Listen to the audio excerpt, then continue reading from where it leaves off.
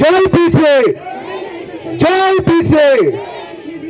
వేదిక మీద ఉన్న పెద్దలు, మాజీ స్పీకర్ శ్రీ మధుసూదనాచారి గారు, అలాగే ఈ కార్యక్రమం భుజానెత్తుకొని ఇంత పెద్ద కార్యక్రమం నిర్వహిస్తున్న మా అన్న జాగర్ సింగన్న గారు, వారి మిత్ర బృందం, ఈ కార్యక్రమానికి విచ్చేసిన ప్రతి ఒక్కరికి పేరు పేరున ఉద్యమాభివందనాలు తెలియజేసుకుంటూ, అలాగే మా బీసీలకు అండగా ఉండేందుకు కార్యక్రమాన్ని కవర్ చేస్తున్న మీడియా మిత్రులందరికీ కూడా పేరు పేరున ధన్యవాదాలు తెలియజేసుకుంటూ, నిజానికి మనందరం మన చరిత్ర చదివిన విద్యార్థి మిత్రులు ఉన్నారా?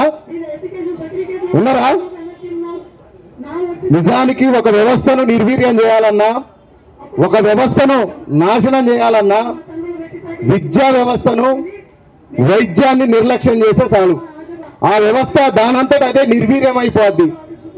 అలాంటి పరిస్థితి ఇవాళ మన దేశంలో కావచ్చు, రాష్ట్రంలో కావచ్చు, విద్యను నిర్లక్ష్యం చేస్తున్న ఈ ప్రభుత్వాలు వేరే దేశాలతో పోల్చుకున్నప్పుడు కావచ్చు, అభివృద్ధి చెందిన కేరళ లాంటి రాష్ట్రంతో పోల్చుకున్నప్పుడు కావచ్చు, బడ్జెట్లో కనీసం విద్య కోసం కేటాయిస్తున్న కేటాయింపులు చాలా దారుణంగా ఉంటున్నాయి. వాటితో కేటాయించిన కేటాయింపులు కూడా కనీసం ఖర్చు పెట్టే పరిస్థితి ఈ ప్రభుత్వాలకు చిత్తశుద్ధి లేదనేది ఇలా కళ్ళ ముందర కనపడుతున్నది. ఇలా మేము చూస్తున్నాం తెలంగాణ ఉద్యమంలో, ఇలా మనం చూసినాం ఒక శ్రీకాంతాచారి త్యాగం వల్ల ఇవాళ తెలంగాణ వచ్చింది. ఎన్సీసీ గేట్ వద్ద యాదవ్య ఆత్మ బలిదానం చేసుకుంటే ఇవాళ తెలంగాణ వచ్చింది. కానిస్టేబుల్ కృష్ణయ్య తన పిస్టల్ తోటి కాల్చుకుంటే ఇవాళ తెలంగాణ వచ్చింది. ప్రొఫెసర్ జయశంకర్ లాంటి సిద్ధాంతకర్తలు ఆయన సిద్ధాంతాలను అందిస్తే ఇవాళ తెలంగాణ వచ్చింది.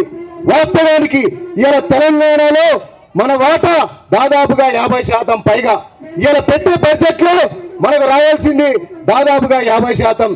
అంటే సుమారుగా 3 లక్షల కోట్లలో 1,50,000 కోట్లు మనకు రావాలి. అంటే దాదాపుగా 2 కోట్ల కుటుంబాలకు సంబంధించిన విద్య కావచ్చు, వైద్యానికి కావచ్చు రావాల్సిన నిధులు రాకోకుండా తొక్కి పెడుతున్నారు.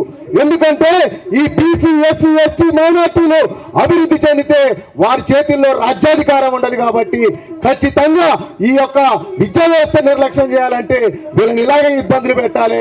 ఈ 7,000 కోట్లు ఇవ్వకపోతే ఆ 7,000 కోట్ల గురించి ఆలోచించుకుంటూనే కూర్చుంటారు.